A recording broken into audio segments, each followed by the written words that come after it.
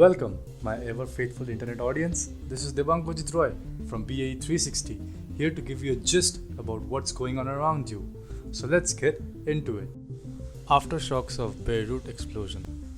The huge blast at Beirut, Lebanon, left around 300,000 people homeless and caused damage ranging from $3 to $5 billion, says the governor. Engineers are yet to conduct an official assessment and say that the explosion had nearly spread over half of the city.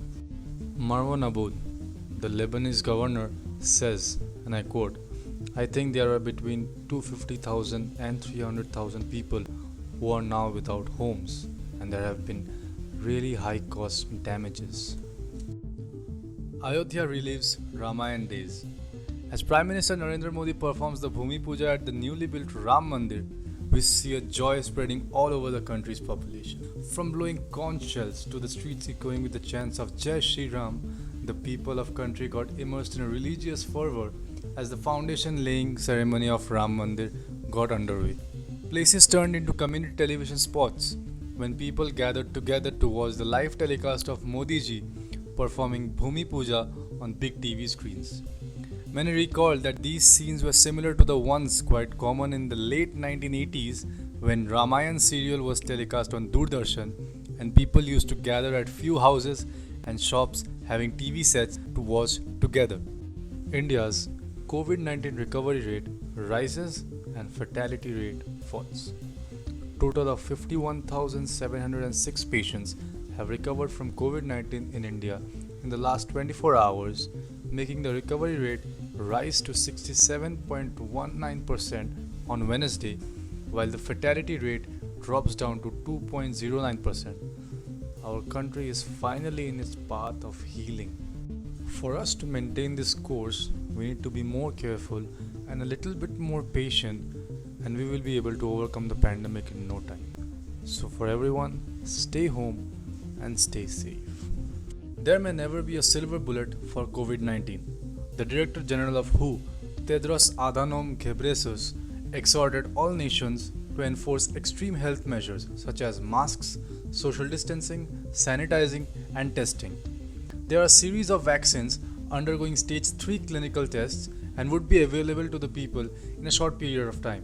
However, there is no silver bullet at this moment and might never be. For the countries with higher transmitting rate, the battle could be long and harder down the road, which would require a much higher level of commitment. There are concerns about the vaccines that will be available in few months that they might not work or work for a short period of time, but nothing can be said until the clinical trials are completed. The biggest monster is going global, and it's not coronavirus. Before the coronavirus outbreak, there were few diseases which were none less than a pandemic. Until this year, TB and its deadly allies HIV and malaria were on the run. Fear of coronavirus and the closing down of the clinics have kept away many patients suffering from TB, HIV and malaria, while restriction on air and sea travel have severely limited the delivery of medication to hard-hit areas. According to one estimate, a 3-month lockdown across different parts of the world and a gradual return to normal over the 10 months could result in an addition of 6.3 million cases of tuberculosis and 1.4 million deaths from it. South Mumbai gets season's heaviest rainfall in the last 9 hours. There was continuous rainfall from Tuesday night to Wednesday, and the Kolaba Weather Observatory recorded 229.6 mm rainfall in 9 hours, this season's heaviest.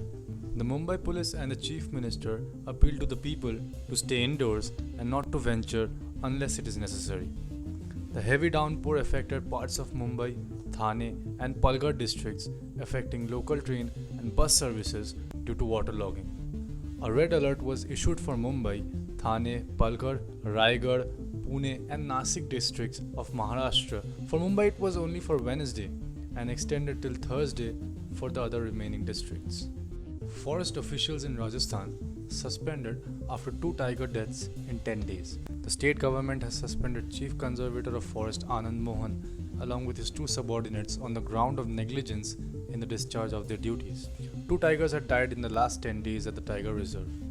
Tiger MH3 had died on July 23rd due to cardiac arrest, and tigress MT2 was found dead on Monday, August 3rd. The tigress had delivered two cubs in June, of which one is missing and another is critically ill, although being treated in a well care facility. The tigers were radio collared and camera are installed for monitoring purposes, but after investigation, it revealed lapses in the monitoring system at the reserve. So that's all for today. See you guys tomorrow with some more crispy updates. Keep following our Facebook page, BAE, blog anything and everything, where we post new contents every day and welcome all the hidden talents out there. The link is in the description. Like, share, and don't forget to subscribe for daily updates. Thank you.